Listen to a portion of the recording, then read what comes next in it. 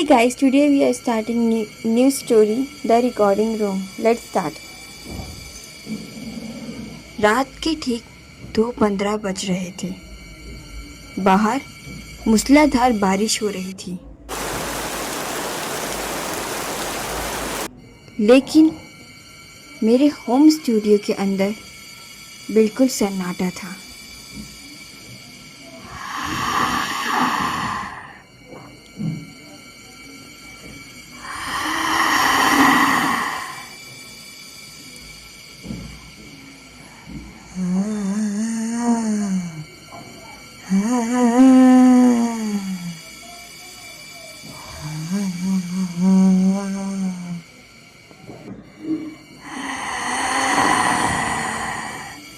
एक ऐसा सन्नाटा जो कानों में चुभता है।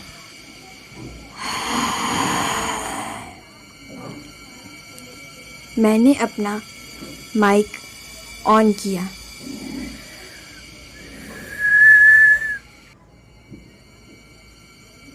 हेडफोन लगाया।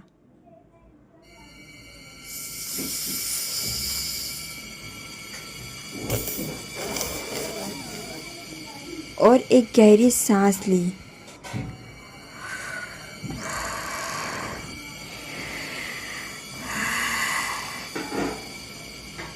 मैं एक डरावनी कहानी रिकॉर्ड करने बैठा था।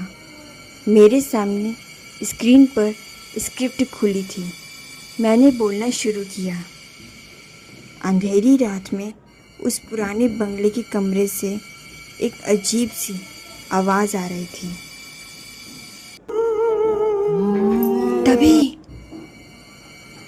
तभी मेरे हेडफोन में मुझे एक और आवाज़ सुनाई दी।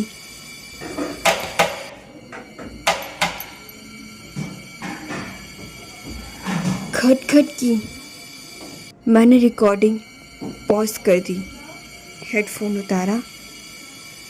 कमरे में कोई नहीं था।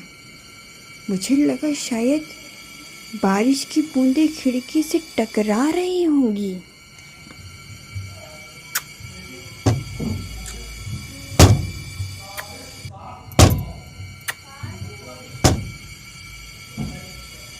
मैंने फिर से हेडफोन लगाया और रिकॉर्डिंग बटन दबाया।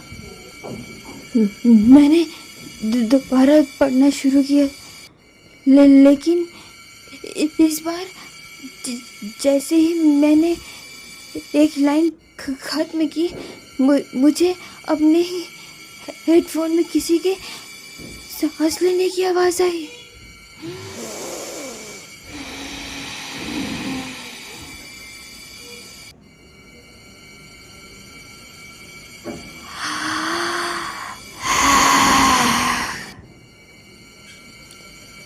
मेरी रीढ़ की हड्डी में एक सिहरन दौड़ गई। वो मेरी सांस नहीं थी, क्योंकि जब वो आवाज़ आई तो तब मैंने अपना मुंह बंद कर रखा था। मैंने डरते हुए लैपटॉप की स्क्रीन पर देखा। ऑडियो एडिटिंग सॉफ्टवेयर खुला हुआ था। वहाँ जो ऑडियो वेवफॉर्म बन रही थी, उसने मेरे होश उड़ा दिए। जब मैं चुप था, तब भी स्क्रीन पर नीली लकीरें ऊपर नीचे हो रही थी। कोई बोल रहा था। कोई बहुत ही धीमी आवाज़ में कुछ कह रहा था। मैंने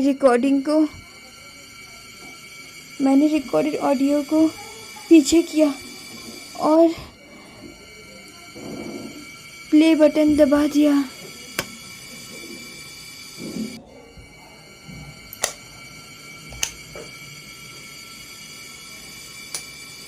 पहले मेरी आवाज़ आई अंधेरी रात में उस पुराने बंगले के कमरे से, और उसके ठीक बाद बैकग्राउंड में एक बेहद अजीब, फटी हुई और बूढ़ी आवाज़ सुनाई दी। बंगला पुराना नहीं है, मैं अब भी यही हो। ठंडा पसीना मेरे माथे से टपक कर मेरे होठों तक आ गया। मैंने तुरंत लैपटॉप बंद करना चाहा, लेकिन स्क्रीन हैंग हो गई। माउस का कर्सर अपने आप हिलने लगा। तभी कमरे की लाइट चली गई।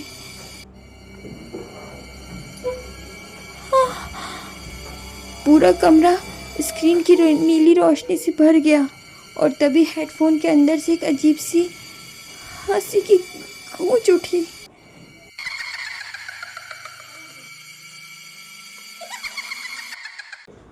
वो आवाज़ मेरे हेडफोन से निकल के अब सीधे मेरे पीछे से आ रही थी। मुझे महसूस हुआ कि मेरे ठीक पीछे कोई खड़ा है। उसकी ठंडी बर्फीली सांस मेरी गर्दन पर आ रही थी।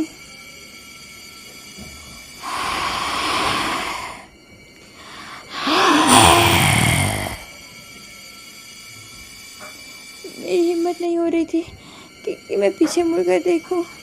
मैंने सामने स्क्रीन पर देखा। सॉफ्टवेयर में इसकी रिकॉर्डिंग अभी भी चल रही थी। लाल रंग का रिकॉर्डिंग बटन चमक रहा था। पीछे खड़े उस साय ने मेरे कंधे पर एक ठंडी सच चुकी उंगली रखी।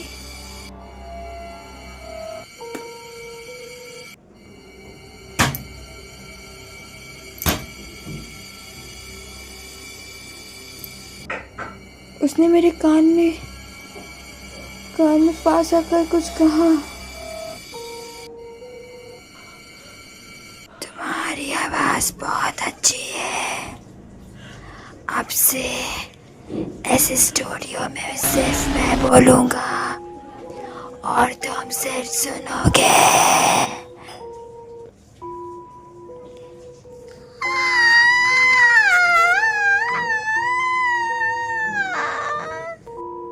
अगली सुबह पुलिस ने जब उस कमरे का दरवाज़ा तोड़ा तो वॉइस आर्टिस्ट अपनी कुर्सी पर मृत पाया गया। उसके कानों से खून बह रहा था। लैपटॉप पर उसकी आखिरी रिकॉर्डिंग सेव थी। पुलिस ने जब उसे प्ले किया तो उसमें वॉइस आर्टिस्ट की आवाज़ नहीं थी। उसमें सिर्फ एक भारी सांसों की आवाज़ थी, जो आज भी अगर कोई उस ऑडियो का हेडफोन लगाकर सुने तो उसके ठीक पीछे से आने लगती है।